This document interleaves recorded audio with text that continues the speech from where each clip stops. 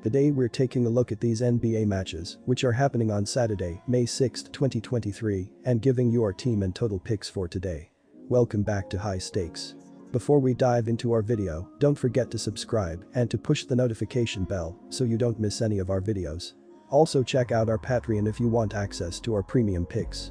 Our Patreon is a way for us to help you improve your chances of making more money, and if you are interested in props and parlay picks, check out our new channel High Stakes Props and Parlays, where you can find our player props and parlay picks predictions. You will find the link to our Patreon and to our new channel in the description and comments section below. New York Knicks vs Miami Heat. The New York Knicks did not want to head to Miami down 2-0, so Game 2 at home felt like a must-win scenario. New York trailed by as many as 8 in the game, but capitalized on a strong fourth quarter and won Game 2 by 6. The Knicks won the final quarter 35-28 as Josh Hart scored 12 in the final period. Julius Randle and Jalen Brunson are both battling ankle injuries, but playing through it, leading coach Tom Thibodeau to say, "I thought Julius gutted it out, played tough. I thought Jalen was fantastic. RJ big start to the game for us, so we had a number of guys step up to get it done." Jalen Brunson scored 23 of his 30 points in the second half to lead the way for New York. Julius Randle was battling a tweaked ankle, but still had 25 points, 12 rebounds and 8 assists. Their third scorer, RJ Barrett, showed up in a big way, adding another 24 points. Josh Hart used his big fourth quarter performance to help guide the Knicks to the win, finishing with a stat line of 14 points, 11 rebounds and 9 assists. Outside of their top players, there was not much additional production, as only 4 bench players checked in, and Emmanuel quickly had the most points, adding just 6. Tom Thibodeau said Jalen Brunson didn't do much in Thursday's practice and is considered day-to-day, Fred Katz of The Athletic reports. Julius Randle is expected to play through his ankle injury again, as he has had a couple days to heal. The Knicks rank 4th in offensive efficiency and 19th in defensive efficiency according to dunksandthrees.com. The Knicks were 24-17 on the road this season and 2-1 in the postseason away from home. The Heat are a different team without their leader Jimmy Butler, and this has proven true in the first 2 games of the series. Miami lost in Game 2 when their best 2 players were Caleb Martin and Gabe Vincent. They are decent players, but complimentary at best. The Heat get Butler back here and need a bigger game from former All-Star Bam Adebayo at home. The Heat defeated the Bucks in their only 2 home playoff games so far and will be ready for this pivotal Game 3 matchup. New York is also struggling with injuries, as Brunson and Randle are both battling ankle injuries, which could slow their best 2 players down. Miami will take care of business in Game 3 with their leader back and take a 2-1 lead in this series. Take Miami to win and cover at home. Jimmy Butler has been one of the best players in the NBA this postseason, but had to miss Game 2 after suffering an ankle injury. Butler is averaging 35.5 ppg and 6.8 rpb in these playoffs and is expected to play in Game 3, though he may not be at full strength. Butler had 25 points and 11 rebounds in the Game 1 win and will be a much welcomed addition back to the lineup. Coach Eric Spoelstra did not overreact following Game 2, saying, "Obviously we feel a certain way right now that we weren't able to find a way to get this win, but we'll get over it and we'll get ready for Saturday." Caleb Martin stepped up in a big way in Butler's absence and showed why he deserves his spot in the rotation. Martin started the game and finished with 22 points and 8 rebounds.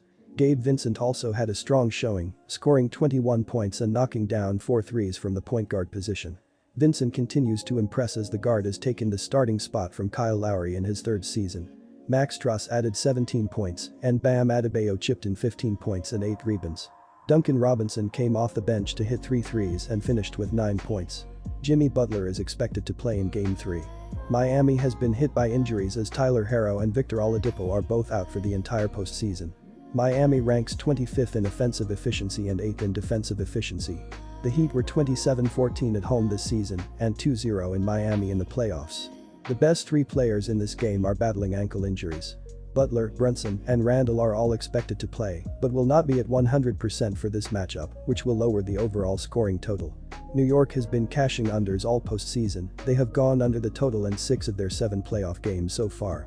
Game 1 went under the total, and this game will as well as the scoring drop significantly from the regular season to the playoffs.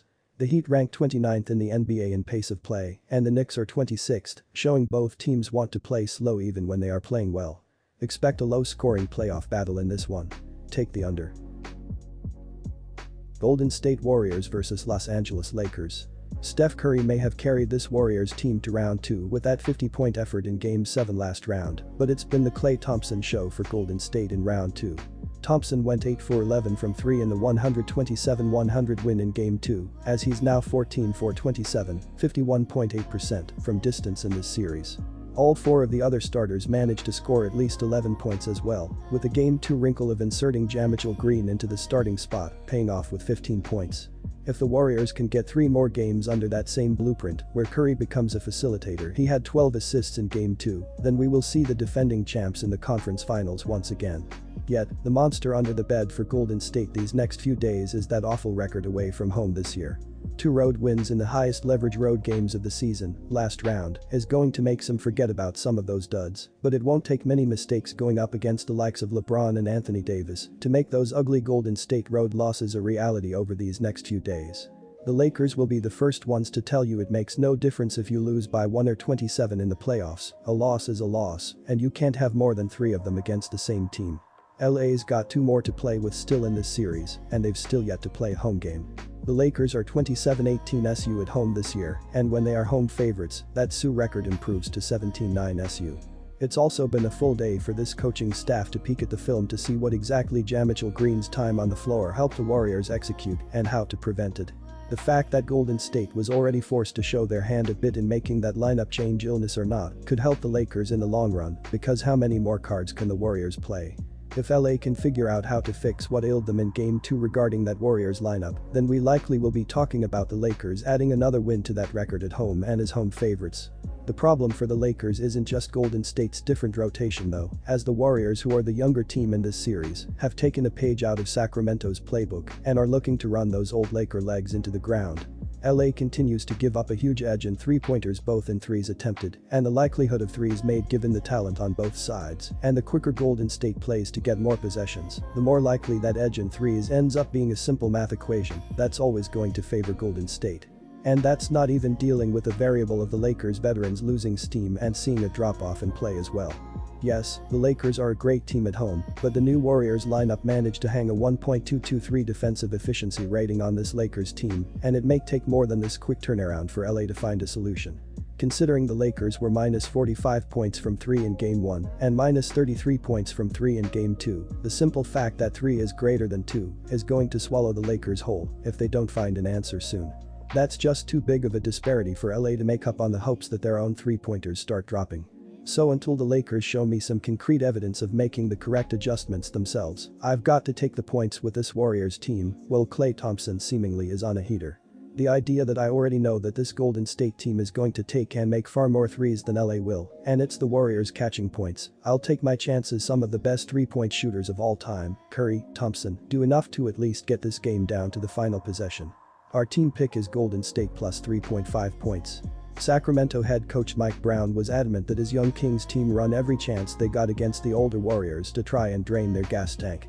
It worked enough to get to a Game 7, and ironically enough, it's now Golden State who realizes that playing that type of style against an older Lakers team does come with plenty of potential benefits. Remember, Golden State's defense on the road was the main reason their road record was so bad this year, and LA is going to have to keep engaging in a fast pace to just get the number of possessions needed to help them try to make up for the 3-point differential. LA's got the better ranked defense in terms of defensive efficiency as it is, and even in a fast-paced game, the Lakers are comfortable relying on that defense to get key stops late as they did in Game 1. While those may be enough to ensure a Lakers victory in Game 3, this total should be surpassed regardless. Our total pick is over 227.5 points.